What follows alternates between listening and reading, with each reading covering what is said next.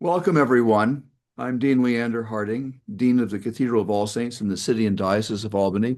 And this is a Cathedral Conversation. This is part two of a conversation that we're having with the Reverend Canon Bruce Griffith. And Canon Bruce is the author with Jason Radcliffe of this book, Grace and Incarnation. And the subtitle is The Oxford Movement's Shaping of the Character of Modern Anglicanism. And in our first conversation, we were talking about just the early days of the Oxford movement, this movement that was started by three Church of England priests and Oxford professors, John Keble, the professor of poetry, Edward Bouvier Pusey, the professor of Hebrew, and John Henry Newman, uh, who ultimately became a Roman Catholic and was made a cardinal and then a saint, and just recently a doctor of the Roman Catholic Church. They started a Catholic revival, a revival of the Catholic element in Anglicanism. It was special focus on the incarnation, the reality of Jesus Christ as the only begotten Son of God, fully human yet, but also fully divine, and our encounter with the uh, living Lord, uh, incarnate, crucified, risen, ascended, transfigured, glorified in the sacraments of the church, and was a calling to take the sacraments seriously, calling to the clergy to take the call to holiness, to a holy life for the clergy, so they could call the people to a holy life. And it became immensely, it went viral in the days before there was such a thing. It was promulgated by the Tracts for the Times that went to almost every parish church in England. It didn't persuade everybody, in fact, created some polarization in the church, but did create an immense following, which reshaped the character of church life in the Church of England and in the rest of the Anglican Communion. And the early days of this cathedral, the Cathedral of All Saints in Albany, were deeply influenced by the Catholic revival of the Tractarians and the Oxford Fathers, and so we've got a special interest in all of that. Today, our first bishop, um, William Croswell Doane, was named after the first rector of the Church of the Advent, William Croswell, who was the sort of first Oxford movement priest to have a major parish here in the United States. So we went over some of that history last time, and now we're gonna press on and move into sort of the second and third generation and talk about how that really shaped the Church of England and also out into the Anglican Communion in the subsequent generations. So over to you, Father. Oh, thank you. Thank you very much. I forgot about Dawn. Yeah. Um, the very history of Anglo-Catholicism, I'm going to use something different than that. I'm going to use the very history of those most affected in the first couple of generations by the Oxford movement in the United States is a kind of very separate topic. Right, right. And it was hardly easy, as they say. And the further south you went, the harder it got. Yeah. And so, Our first bishop here in Albany at the time was the rector of St. Peter's Church, which is rather a low church, still to this day, a low church, a morning prayer yeah, kind of parish. And people did not think that he would be able to be elected as bishop because he was in trouble with his vestry down there at St. Peter's because he wanted to have candles on the altar and he insisted on wearing colored stoles and wanted to replace the quartet with a choir and have the congregation sing hymns during Lent. I mean, all kinds of radical yeah, stuff. right. All the things that if you took them away today, people would complain bitterly. They would, indeed. So that's it. Well, thank you. I want to mention to others who might be listening, I mentioned to the dean afterwards yesterday that I'd like to take this to a slightly different place, a different level. Um, it is very easy to see the Oxford movement as that kind of uh, reinvigoration of a particular Catholic sort of spirituality within the Church of England, and that's not a negative by any means. The increase of Eucharistic devotion, the increase of Eucharistic practice at all, in many cases, the revival of a different kind of view of who and what the clergy are. Yeah. Which sounds like an odd thing to say, but we all know that clergy are all odd, and so but that was not well met in many places, and caused a lot of disagreement. We as Americans need also to be conscious of the fact that the polity of the Church of England is radically different Yep. than what we experience as the polity or law structure of the Episcopal Church. And so people we wouldn't think of being in great power often were in great power. Archdeacons were some of the most powerful people in the Victorian era Church of England. And some of those archdeaconries were more powerful than their episcopate by far, not the least of which was one held by Robert Isaac Wilberforce. Yeah, he was one of the in the East Riding, which is a very famous designation up on the east coast of England. And just to stop there for a moment about it's a little bit, not all dioceses, even of the Episcopal Church in this country, have archdeaconries, but in the English Church at that time, every diocese would have been divided into archdeaconries with an archdeacon who was, let's say, something like a Methodist superintendent on steroids. I mean, responsible for all the church buildings, had a heavy hand to say in appointments and preferments, and was a figure to be both revered and perhaps sometimes even feared. Oh, feared, quite frankly. I mean, some were revered, all were feared. Yeah. So, yeah. Something like a suffragan bishop without the Episcopal orders. Yeah, except they have more power. Except they have more power. Yeah, right. They really had jurisdiction. They really had jurisdictional power. Right, yeah. By canon, they had a lot of power. And by the way, so for instance, in the case of the East Riding, quite a bit of money. Now there was funds. Yes, there were designated funds behind these things. Yeah. So that yes, these were very prestigious jobs. Yep. Much more so than so-called cardinal rectors and others. Yeah, that's where the real power was. Yeah. Well, what I'd like to do for a little while now is to talk about the outgoing effect of the Oxford movement, which has kind of 2 or 3 parts to it. People often want to say, well, what about the second generation? But to be honest with you, the second generation had differed much from the first, but had nothing of the power that the third generation had. There's some reasons for that. And one of those reasons is that some of those people who had come to good positions in the third generation were people who had been in Oxford as students. And when all this came down from 1833 to say 1845, and of course the date of 1845 is the date of Newman's departure. Yeah.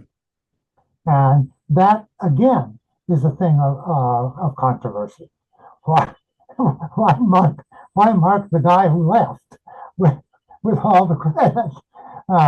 Yeah, although it was certainly a moment of crisis. I mean, many people thought, well, that's the end of the movement. Yeah. You know, he was the brains of it. He was the leader of it, but it was far from being the case. Right. On the other hand, as they say, it's interesting then to note that probably the closest friend and greatest correspondent of Newman's in the latter part of his life, say the 1890s and on, was none other than the Dean of St. Paul's, who had been with him on and off for decades. And there's so a lot of kind of conjecture takes place about what the relationships were really like.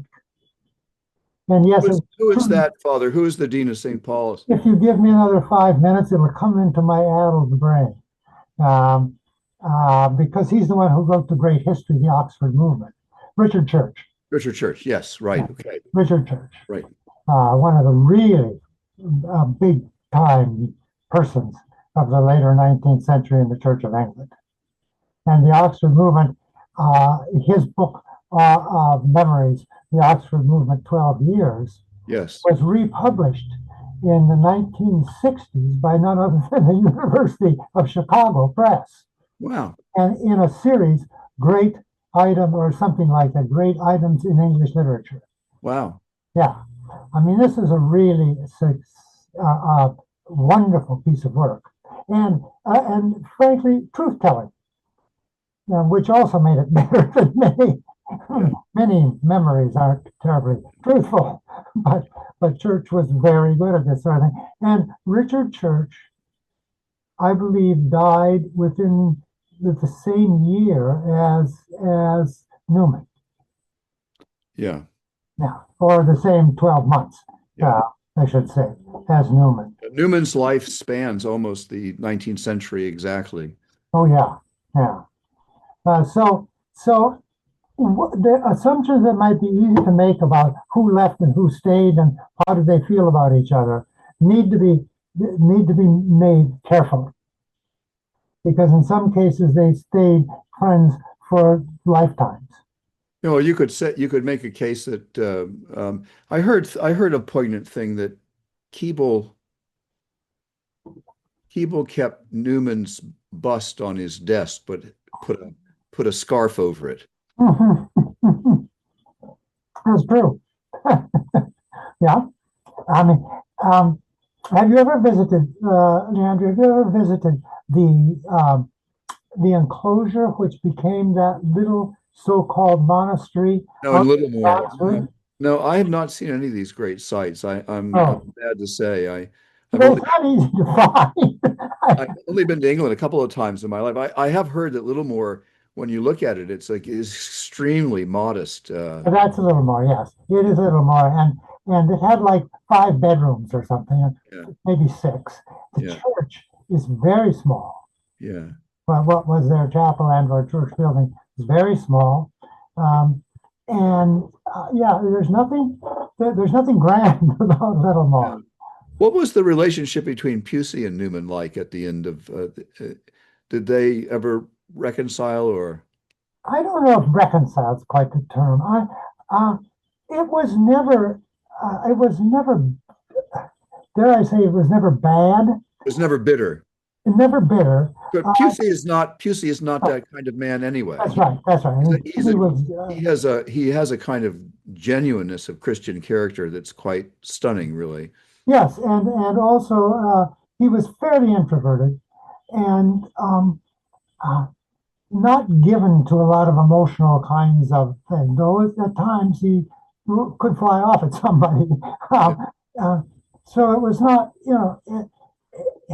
these people that were closest to the beginning, and the better known, at least, of what we know about them going on. This is a little bit of an aside, but I'll just make it, which is that I have a kind of a curious reading of the Apologia Pro Vita Sua, which is Newman's. He's attacked for having been a sort of secret Roman Catholic all along, and he writes this great. It's really considered to be one of the great autobiographies of English literature, defending himself, and it's his defense for why he makes the conversion to Rome. But my reading of it is that I think it's often missed that in his explanation for why he feels compelled to join the Roman Church, there is a great deal of criticism of Rome. Oh yes, oh yes. And in his poignant farewell to Anglicanism, there is a great deal of subtle blessing of Anglicanism and of the colleagues that he has had along the way. Yeah. For instance, this man in the Roman Catholic Church has just made a saint, insists that Keble was the saintliest man that he ever met. Hmm. So anyway, it's like the human heart. It's complicated. It was not only complicated, it is also, I think, a feature of that moment that it's really a small number of people. Yeah, These are people who saw each other every day, yeah, and they were going to the next week, no yeah, matter what, you know. And um, and they all had, and I shouldn't say all, but almost all had good feelings about the others, yeah, about what they had contributed going yeah, along this pathway. yeah. So they weren't apt to throw stones. No. It was. Now, on the other hand, Manning, who Uh, uh, preceded Newman in his conversion to Rome, um, made life as difficult for Newman as he could once he converted, and I mean, was never his friend in the Roman world. and in all honesty, I mean, um, Manning was kind of what most people think Newman was. I mean, he was rather difficult and decided about everything and the shot, you know. Yeah, Whereas Newman, if you read Newman's theological works, especially the ones of the Anglican period, but no matter what, he he's very measured yeah, in the good sense of that word. yeah. He won't make great roaring claims and all of these things. He'll state cases. Right, right. And this is very important to the next generation. Yeah. This is another aside, but I'm just having so much fun talking to you about this stuff. Uh, um, George Vigel, who is, if I'm saying his name properly, is the Roman Catholic. He wrote the autobiography of John Paul II, Uh-huh. a column called The Catholic Thing, and he wrote a column recently about the need to reclaim Newman's defense of infallibility, because Newman was sort of he defended the infallibility of the Pope, but in a minimalist way, under very Yeah. tightly defined, tightly constrained, not everything that comes out of his mouth, sort of thing like that. Whereas Manning was a maximalist, Oh, yes. and Oh, yes. Vigel thinks that one of the problems in the Roman Church today is that the Manning view of infallibility is getting the upper hand over the Newman view, and but the Newman view was the one that Trent really ultimately adopted. So kind of an interesting thing there. Oh, yes. Yeah, very much. I think that you can say of Newman that no matter what stage in his own life and spirituality, or I shouldn't say spirituality, his own life and ecclesial uh, uh, life of not life, just trying to think. This is what happens when you have a heart attack, by the way. Yeah, right. And so, but the point I'm trying to make is that Newman was, both as an Anglican and as a Roman Catholic, a man of more moderation than many people thought he was. Yes. Yes. Yeah. I mean, I think he's striving for a kind of Christian charity that he really perceives as part of the calling of being a follower of Jesus. That's Yeah. right. That's right. Yeah. He just had bad friends. So I'm sorry. But anyway, we let's get on. Father, Oh, you want to talk about the kind of the fallout from all of this. So lead us through some of that. I'd like I'd like to just kind of divide this into little pieces, okay? Because the fallouts are quite different, and all of them are important. Yep. But there's only two or three that I really think I need to mention something about, and they correspond to uh, to a number of other things. They correspond to what's happening in England in terms of the monarchy and government. not less about monarchy, even though it does. We're now coming to the accession of Victoria. But so that's one of the points. The second is that there's a kind of lost group who are the people that they're starting to pick up the energy of this movement. But they're doing so in, let's say, around 1845 to 1860 or 65.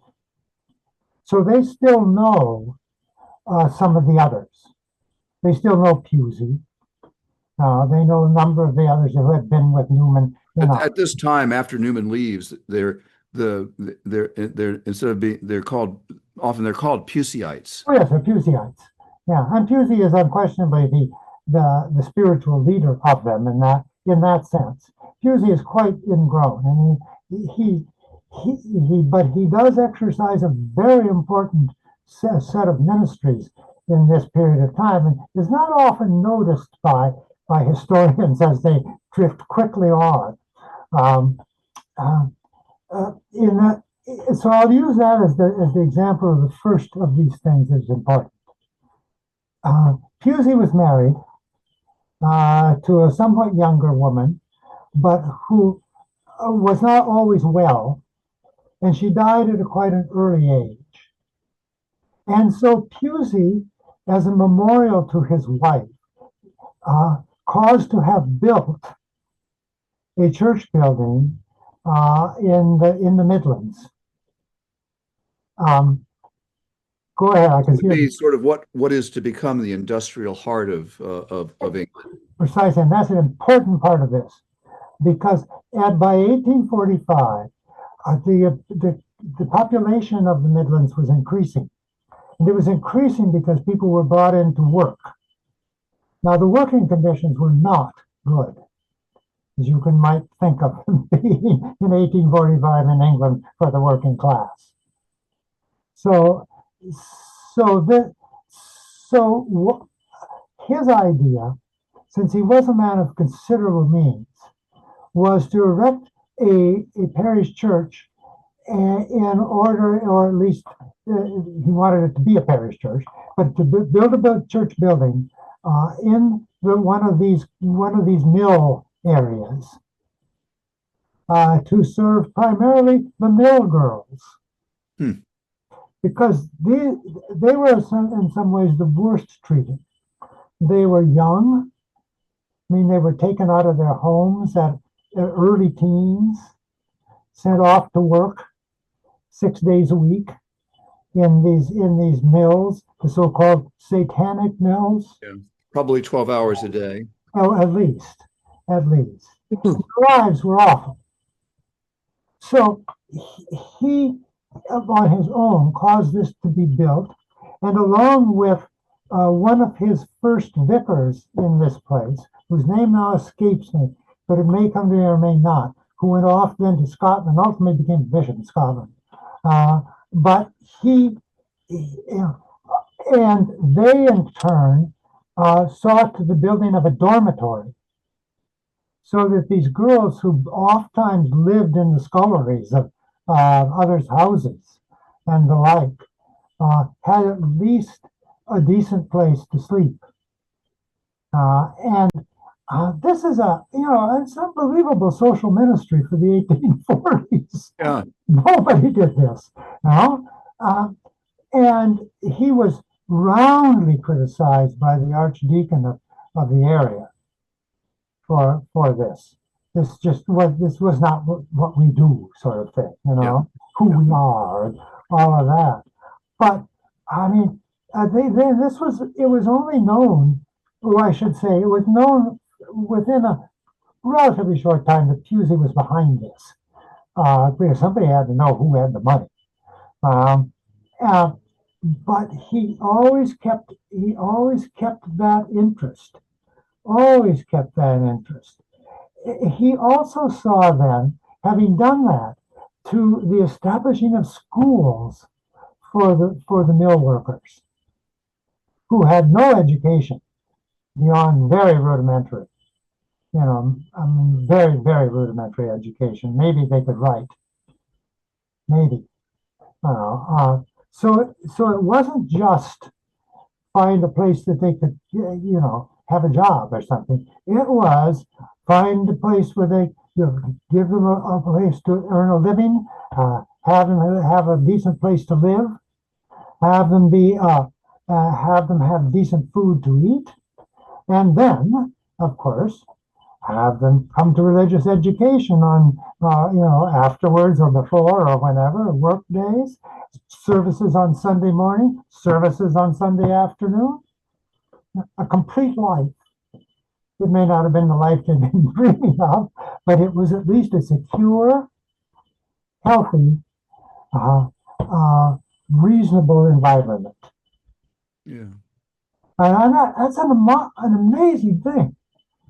I mean, one doesn't think of a retiring shy Hebrew professor in a great university. Well, I mean, it is. I mean, he was astonishing in that way. I mean, um, he was an incredibly learned man, an incredibly bookish man, Oh yeah, a man of greatly introverted spirituality. I think you would say a mystic almost.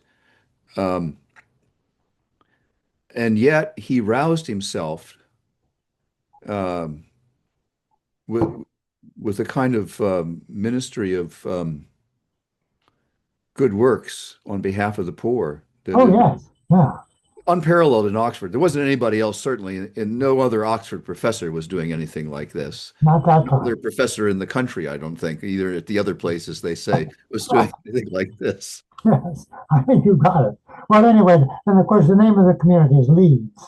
Yes, Yeah, Lee. Yeah, and St. Saviour's Leeds was right, the parish right, church, right.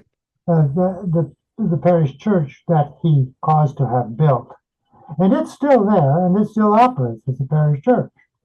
And by the way, it's for Leeds in 1845 for the working class. It is one grand building.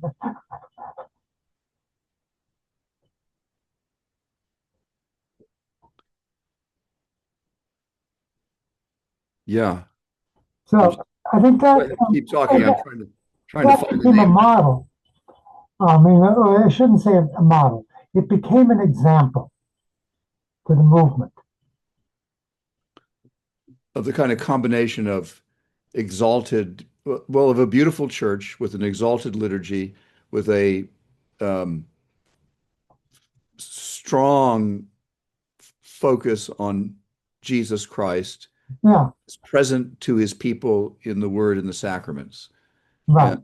and and a clergy that had a sort of suitable sense of the dignity of their calling, so that they could really call God's people to have a holy life.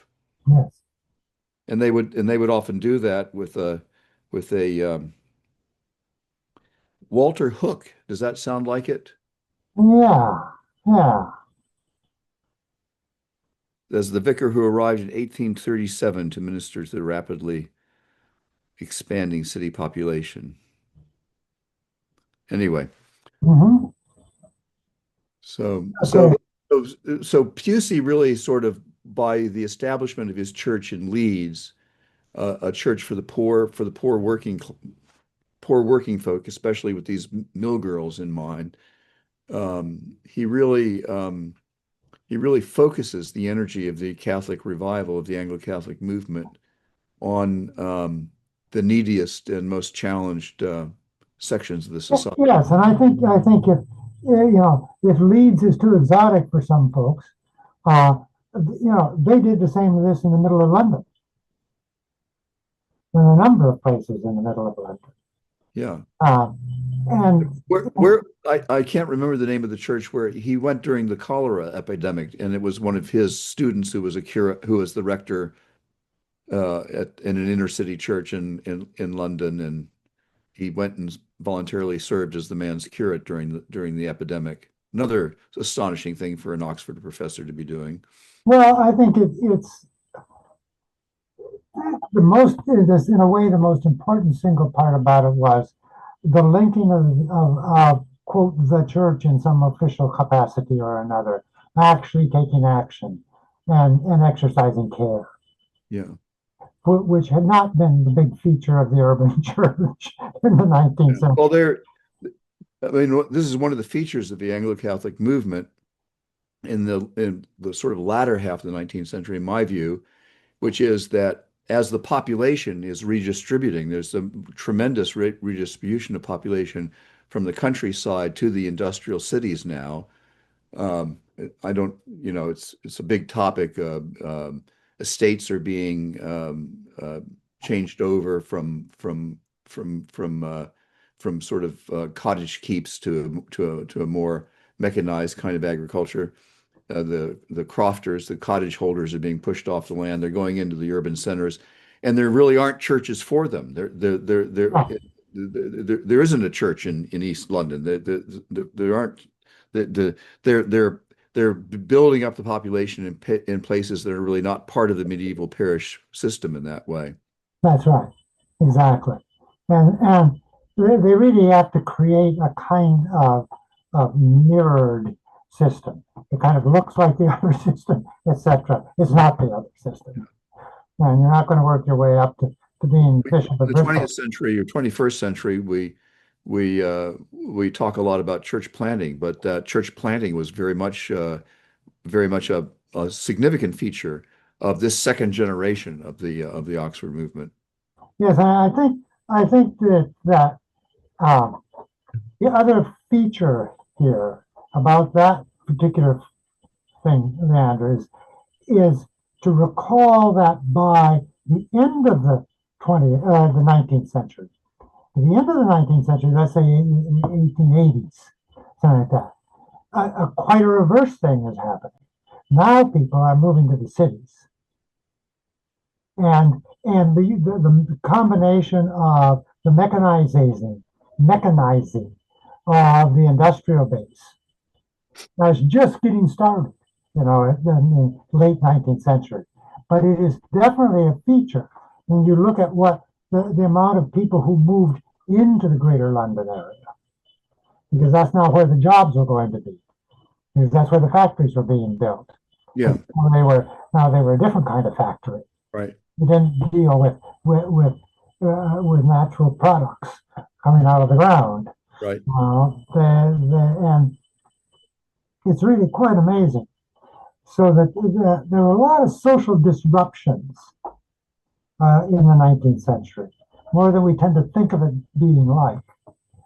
And that was probably the last bit of it was that 1880s, 1890s of Mhm. reindustrialization. Yeah, So there was yeah, always a need. yeah. And well, anyway, the other things that they did, um, now these carry on in terms of generationally. Okay? But for instance, as I said, they established schools for workers. Well, not a natural outgrowth thereof, but in some sense, with the same eye to need, etc., they began new places for training for ordained ministry. Yeah, This, of course, had been, I beg your pardon, primarily in two places. right. Yes, Yeah, and both of them very, very, very hard to get into, and you probably won't be able to make it, or sorry. yeah, So Oxford and Cambridge have been, of course, the great place, and there were others as well. There was, I think, one in Durham. I think there were, but well, primarily the clergy were drawn from the ranks of the graduates of the two great oh universities. yes, of course, but they, of course, held the better jobs. Yeah, um, uh, so there was a need to, and the Anglo-Catholic feature in all this was at the same time the desire to create uh, educational situations in which Catholic practice for worship, etc., was a feature. Community life in the monastic sort. right. So All they're looking for a deeper yes, spiritual formation than was possible in just a generic university, uh, setting. There were chapels in the university, there were services that were held, but there was a desire coming out of the Oxford movement for uh, a deep spiritual formation for the clergy, Yeah.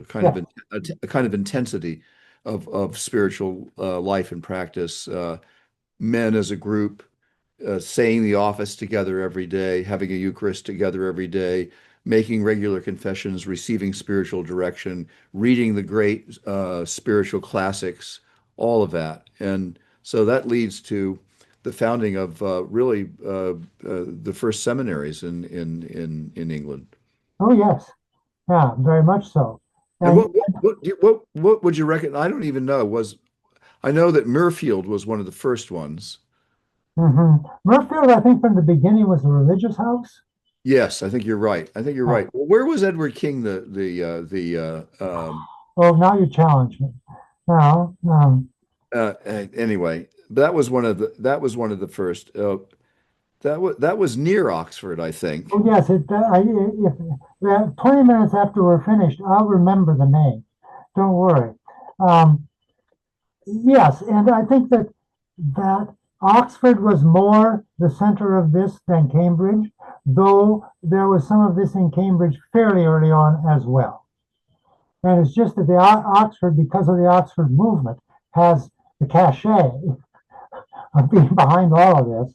It is not necessarily only Oxford, but there are the beginnings of the religious and or quasi religious houses, very much surrounding, in this case, surrounding Oxford, for instance, Yes, right. like where the Sisters of the Love of God is, and where all these, also the sisterhoods, the other sisterhoods, the kind of not a whole semicircle, but kind of surrounding the university cities, so that they were a part of that. And this is, of course, before that women could be in universities. Cuddesdon was Yeah, one of the, kind yeah. of, yeah. Cuddesdon.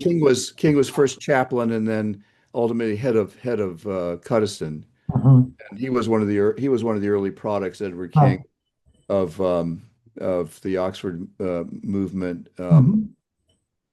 Ultimately became Bishop of Lincoln, and is remembered as an incredibly saintly man, but Oh, was yeah. recognized early in his career as having a kind of deep spirituality and was brought into this nascent seminary, Cuddesdon, that was created to kind of make up for the lack of intense spiritual life at Oxford, and was made first a chaplain and then the rector, I think they called it, of the place. And I said, well, I think in our last session that Rowan Williams had said that Edward King did more to reshape the face of the Church of England than any Archbishop of Canterbury by virtue of the number of priests that were formed uh, Yeah. under his leadership. Mhm.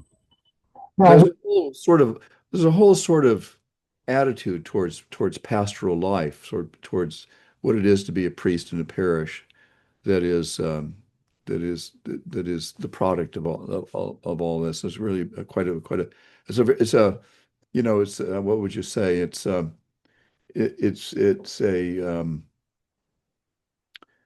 vision of the clergy being very intimately involved in spiritual development of their people.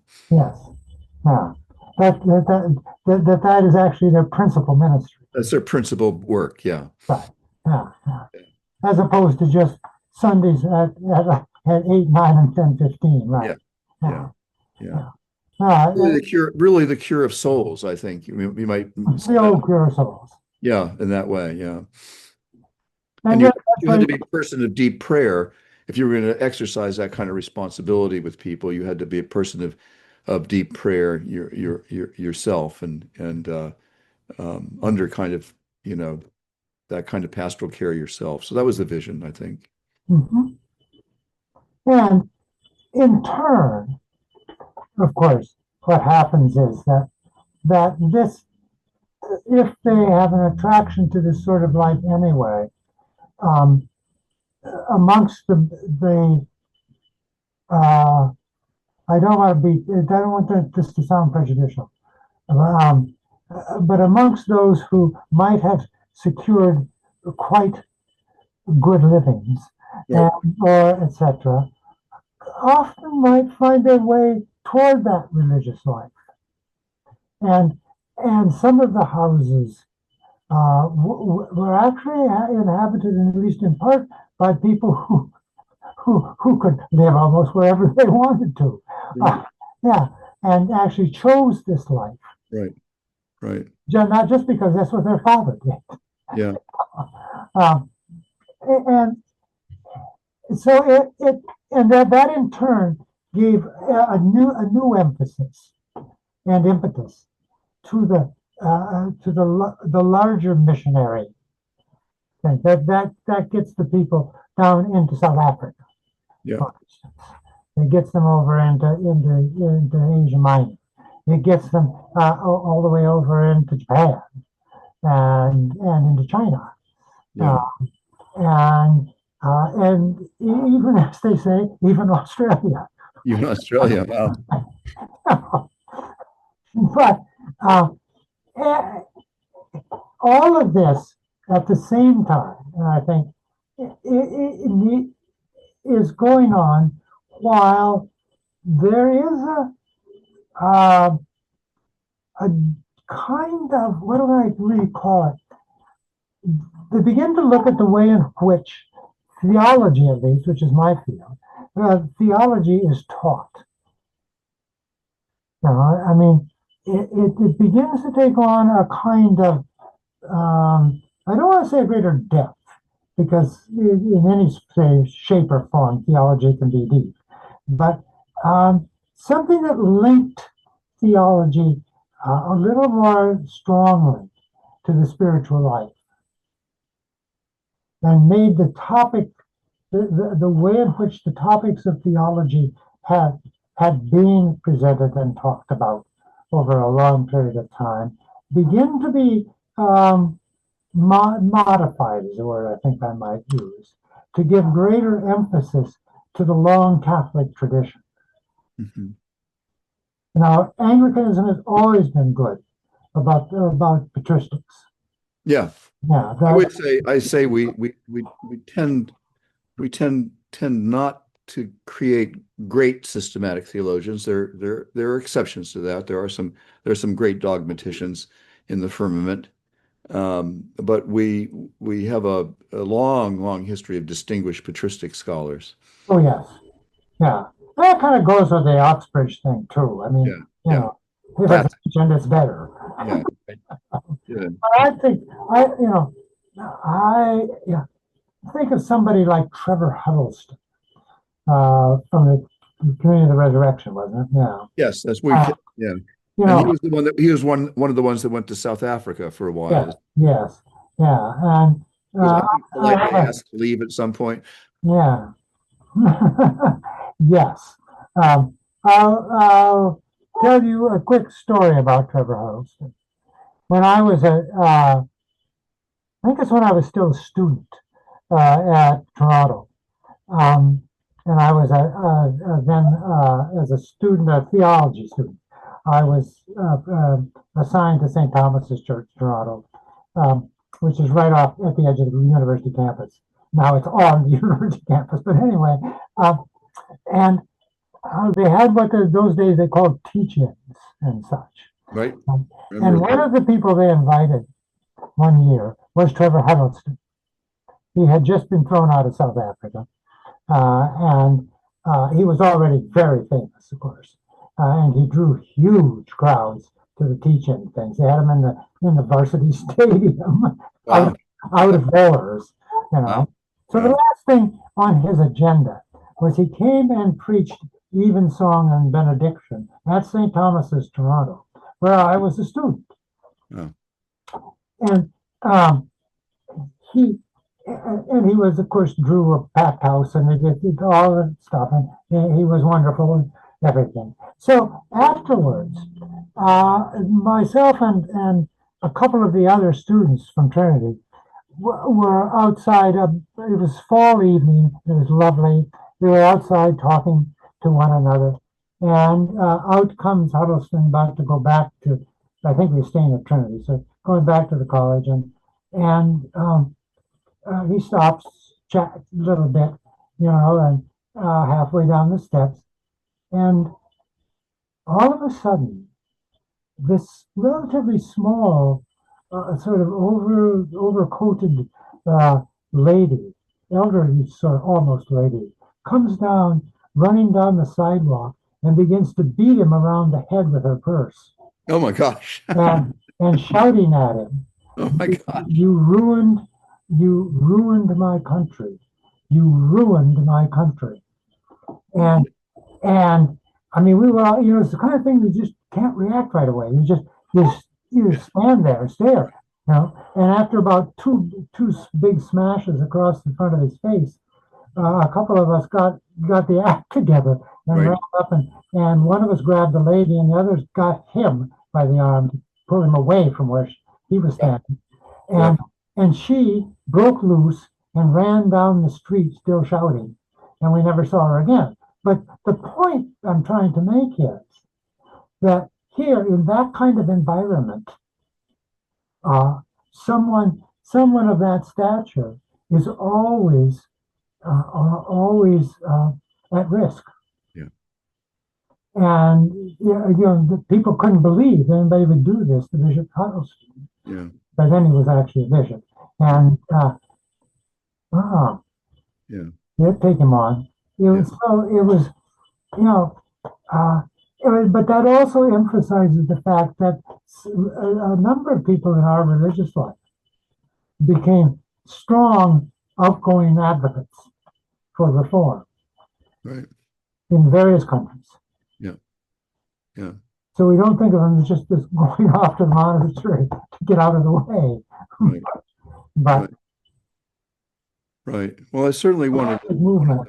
certainly the sort of concern for the poor, a concern for justice is certainly one of the continuing themes of the Catholic revival. Who I'm trying to think of the famous speech at one of the, there was a time when there were these great Anglo-Catholic congresses, and they would fill stadiums in London. And is it Bishop Colenso? Was that? Colenso, yeah, Colenso. And didn't he say, if you can't revere Christ in the sacrament of the altar if you don't revere Christ in the face of the poor, something like that, yes, exactly. And that's a good thing to bring up, which is like the Anglo-Catholic Conference. Yeah. Unthinkable even 50 years before. Yeah. But here you're getting thousands of people. Yeah. We're coming up in 2027. We will have the 100th anniversary of the Third Catholic Congress in North America, which was held here at the Cathedral of All Saints. Oh, good. In late October of 1927. And I have the original program from that Catholic Congress. And it wasn't, as big as the ones in England were. So this is now 1833, the movement begins. And now you're almost not quite 100 years later, but you're 75 years later. And the movement has grown to such an extent that you can fill a stadium in London.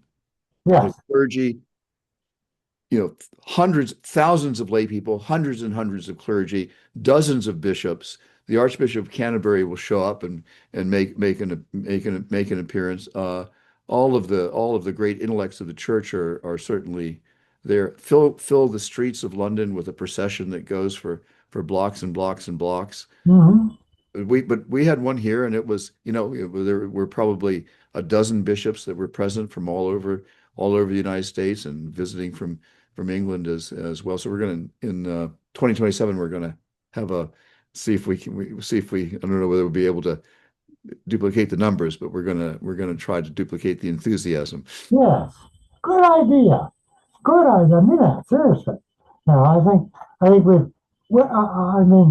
just to get off on an entirely different subject, but I think that over the last, I've been a priest 56 years, And I think that over the last 20 or 25 anyway, maybe even more, we have become more and more timid about just this sort of thing.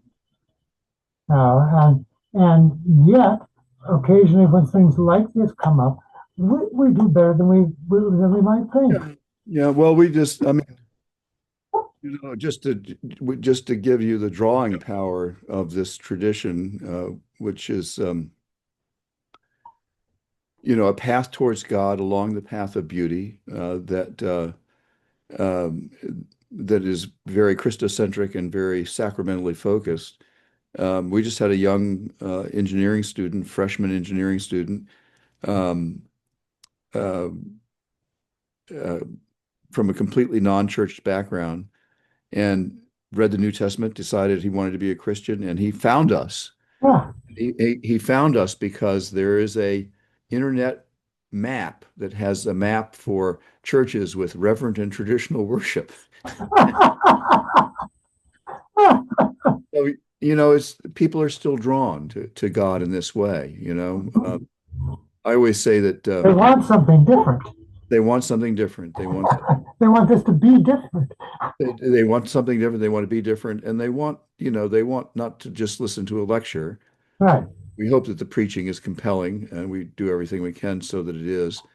But they want something more than a lecture. They want to encounter the living God in the sacraments, I think, and so that's what we've got. Who are some of the other sort of personalities as we move down through the time, or some of the other consequences that attract your attention? We've talked about the concern for the poor. We've talked about the concern for the theological and spiritual formation of the clergy.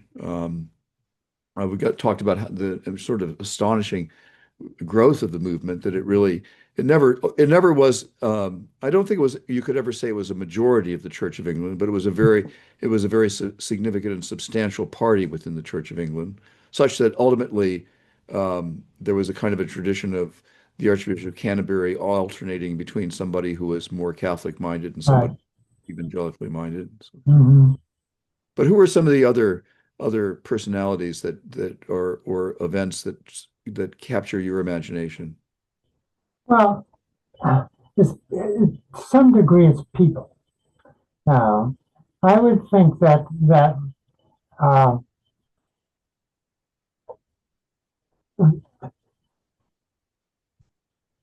what I'm trying to do is just work a sequence here. Just a minute.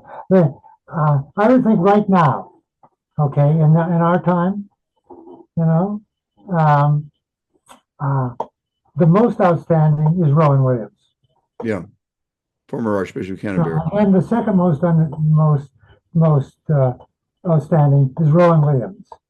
And then the third, he may be the smartest man to ever be a bishop in Anglicanism. I mean, he's truly, Very prolific, very profound oh theologian. yeah, that is, He's certainly a theologian who has recognized Roman oh, Catholics quote everybody, him, evangelicals quote him.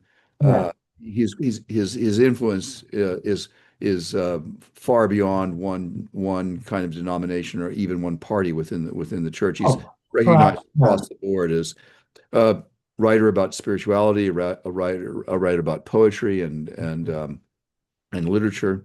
So yeah, quite a dominant figure. How about Gore? What would you have to say about him? thank you, thank you.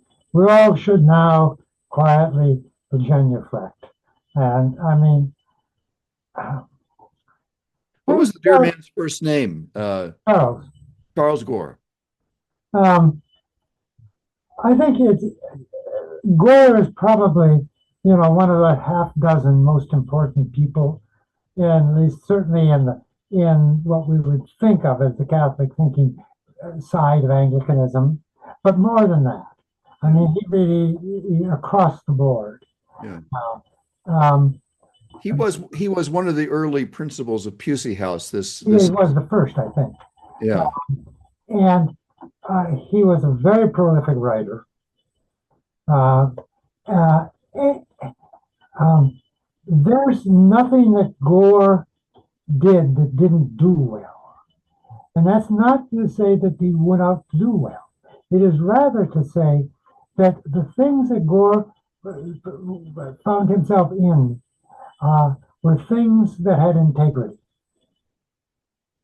You And wrote I a great, was just, you wrote a great book on Anglican orders oh yeah, for but I one. was reading some of his things that are um, of the moment of Darwin, or just after Darwin, whatever.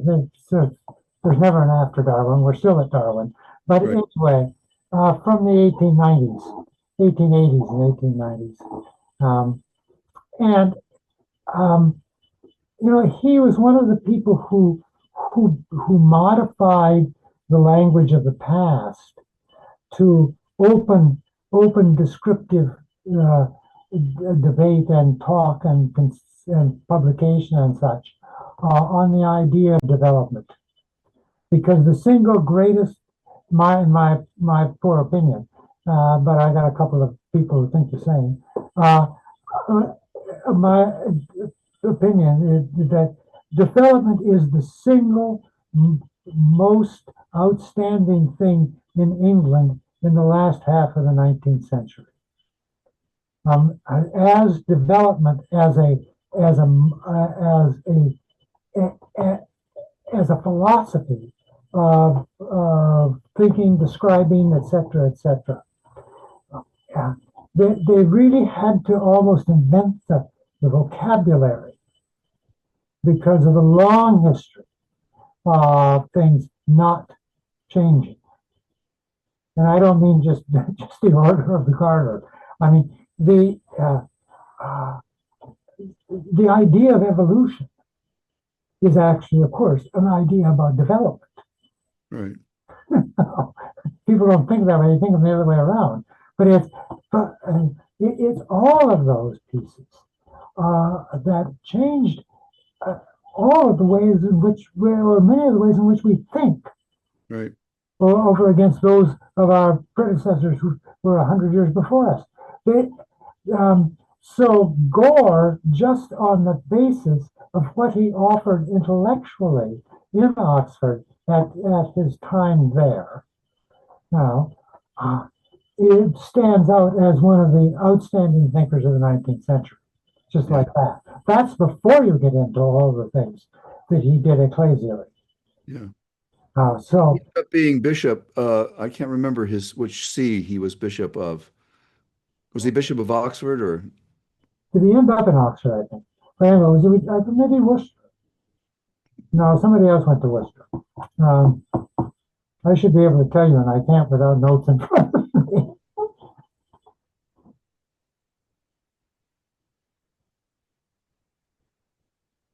I'm just typing it up here, see if I can find it. Um, but he was certainly a person who was a great sort of apologist for the Christian faith to the modern world. Yes, And Worcester, you're right. He was the Bishop of Worcester. right. And so he was the editor of a very famous collection of essays, I think, Lux Mundi, isn't Yes, that? I have 3 copies of it sitting right behind me on a coffee table. And This was a collection of essays um, that there was biblical scholarship coming out of Germany that were using techniques that any philologist would use with any ancient document and applying those to the Bible. That was controversial to do. oh yes, And I would say that Gore defended the use of this what was called higher criticism. He defended the use of higher criticism. I think it was a nuanced defense. He wasn't, I don't think, willing to totally give away the store, let's say, right. but but but he did. There was a spirit of openness, of engagement, of a willingness to enter into dialogue with the modern world that set of essays I think represented, and Gore was certainly a leader in all of that. And he was, he was, so to speak, on the next generation from Darwin. Yeah. Yeah. So we can't even, I think, anymore conceive of how bitter a lot of that was. Yeah. The whole Darwinian revolution, Yeah. how it divided families into this and that, but it did.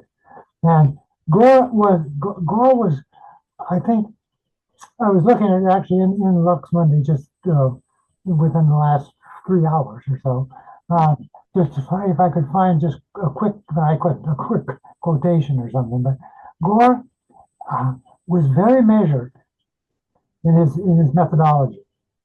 And he argued very, very, I want to say coolly. He didn't go out to inflame people or situations, but he was going to stick by it. And he could find ways of defining terms that those terms had not had applied to them in the past. It still carried a notion of there being something about developing, but didn't somehow or another fall over a line, which meant that they offended God. Yeah. And remember, we're still in that era. And so I think Gore, he was a very good writer, and he had the integrity to step back when he needed to step back. He, in the last years of his life, etc. But Gore, when I've had, and I have right now, actually, students who are will soon be into the 19th century. And Gore is always someone that I want them to read something by, just so they can get an idea of a really measured argumentation in the later 19th century and beginning of the 20th century. And there they got all whacked out a lot by American conservative Protestants in the South and on the subject of evolution and that sort of thing. But to read someone who really was of the time and nonetheless convinced of the ongoing process of discovery of truth. Yeah. I keep thinking of Newman's development of doctrine as we talk about this as really all part of the spirit of the age. And it's a part of Gore. Yeah. I'm glad you brought that up. This goes back in our tradition all the way back to where it really got started. It was with Newman and not just Newman, but some of the more progressive thinkers, early mid. And just to be fair, to embrace the idea that doctrine develops, that dogma develops, that theologisms, theologumena develop, is not to say that anything goes. No, it's the Mississippi starts as a creek, right, but it's still the Mississippi. It's not all of a sudden the Colorado or something like that. I think of in the group that I'm teaching at the moment, who are all ordination candidates and such. But anyway, one of the books I'm using with them is a brand new book by the biblical scholar Paula Fredrickson called Ancient Christianities. And there's a great line in, I'm trying to find it again because I should have written out what the page was to lay on it. When she's talking about the development at Nicaea and then the reception of Nicaea down the line. It was very rocky. The reception of Nicaea was very rocky. Right, but finally, of course, it gets its name on the stuff. And she said, I have more trouble. At some point, she points out the fact she has more trouble reminding people who talk about the Nicene Creed that the Nicene Creed was not the end; it was the beginning. Right. Right, right. And what we actually say on Sunday morning is Nicaea and Constantinople. And I hope you pronounce both of the A's in Nicaea. Yeah. I say he is. Well, uh, there are certainly some colorful figures that we're overlooking. McConaughey, is that Oh, Father McConaughey, yeah. Yeah. Yeah, remind me where he was. well, I, was he not in London? I think he was. I think he was in London. Yeah, where? I'm not quite. Is it the docks? It will come to me tomorrow, as they say. Yeah. Well, and I mean, again, one of these powerful inner city ministries. And when he died, the funeral cortege. There were great pictures. Yeah, There like photographs a of mile the long. train Yeah, yeah, that they yeah, took his body on. yeah. Things. So, Yeah, so astonishingly effective and fruitful ministries that were generated by this. this is the parish that was. I've been in the place. I mean, I'm seriously. Um, I can't think of the name now. Um, but it was started McConaughey was his first vicar, I think, and there most of his career, I think. Yeah, is he the chap that never? Um, The building doesn't exist anymore, or only a part of it, because it was bombed in World War II. So there's actually a new building. You go there, uh, um, and I've been there for mass. But you wonder where's the building? And then you realize, well, the building went away in 1944.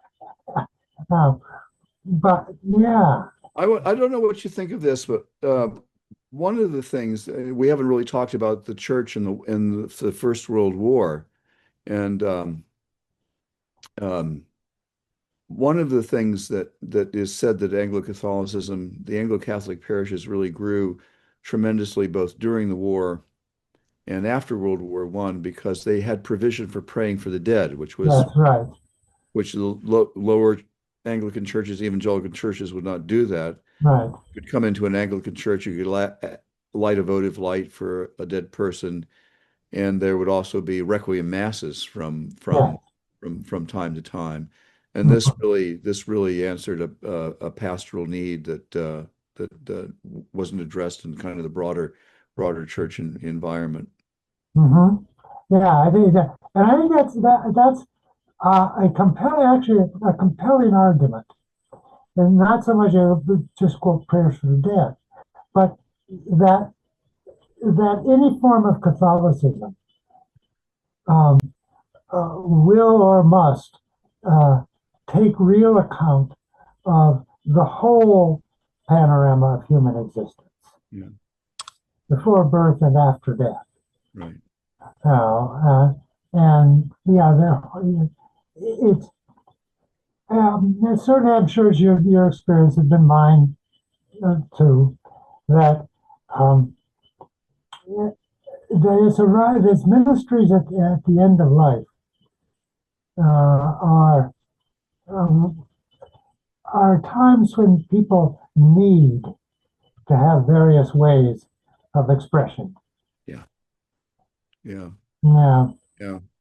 I think so. We just yes, I really think that's um, quite right.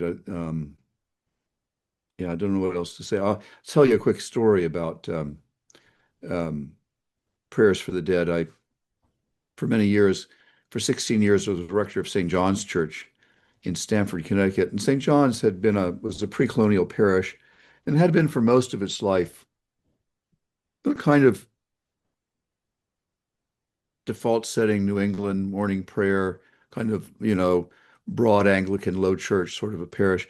When the 79 prayer book went through, it became Eucharistic, centered in worship. But there were still people who were worried about becoming too Catholic and wondered what is Well, the morning prayer. And this is very familiar to you, Father, I'm sure.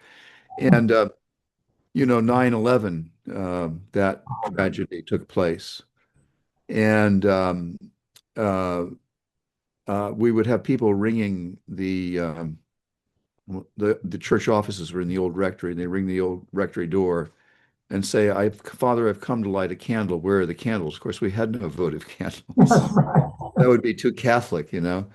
So I went to the vestry and I said, look, I said, the last thing I want to do is die in a ditch over votive candles. But I want to report to you that there are people ringing the doorbell on a daily basis, wondering where the candles are so that they can light a candle to pray for the dead. I just want to report this to you. And there was a woman on the vestry at that time who was the most adamant opponent of anything that was too Catholic. Right. And I looked at her, expecting the outrage to pour forth. She was very quiet for a few moments, and she said, "All right, I'll buy them." Good.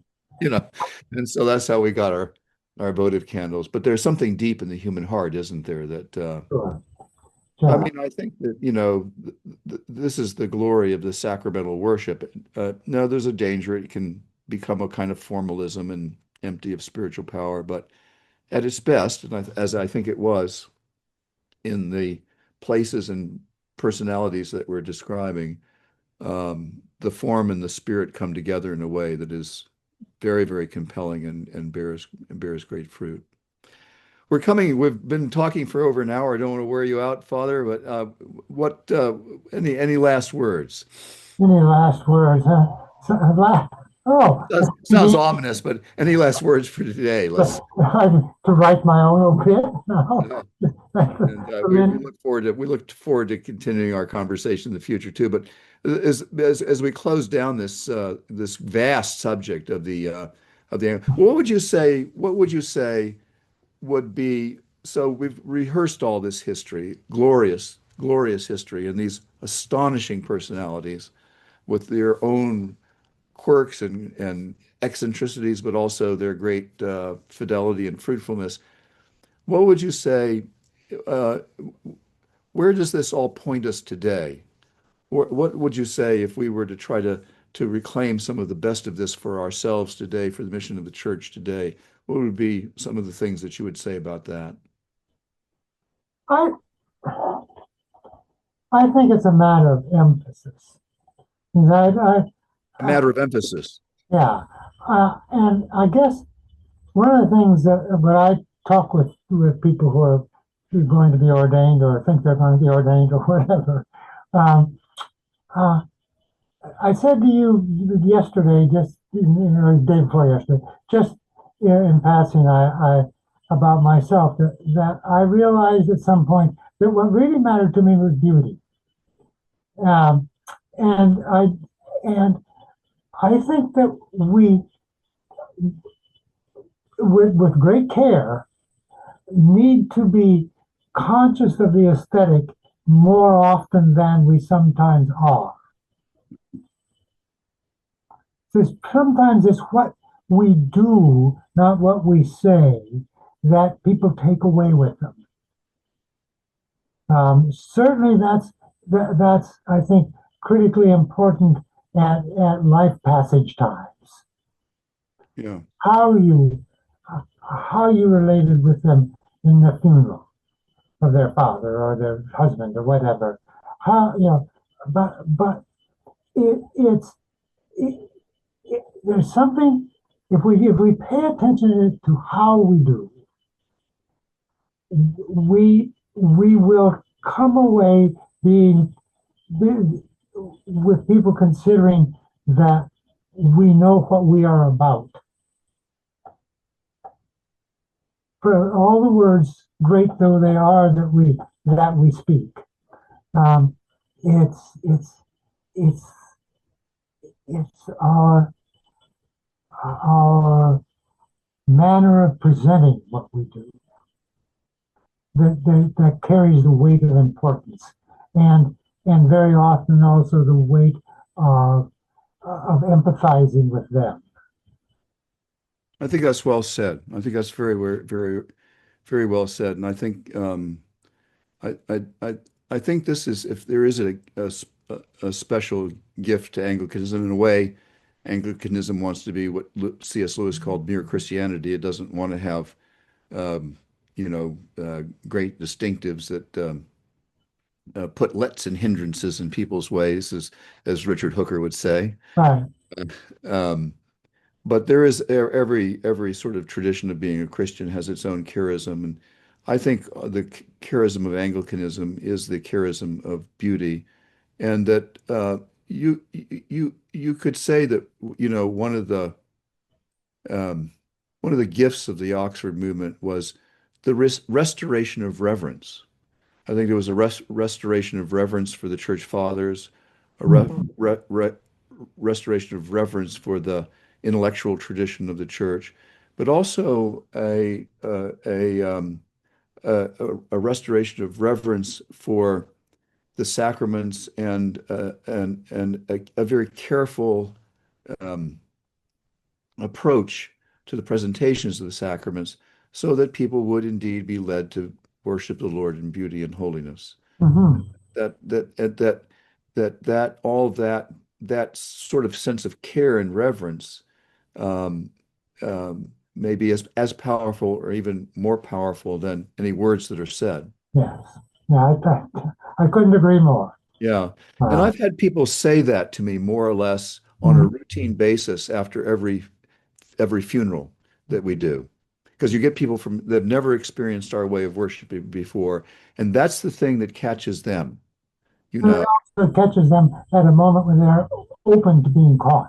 Yes, indeed. They come with They'll need. unfailingly they will remark on this was, and they'll say something like this was very beautiful, Right.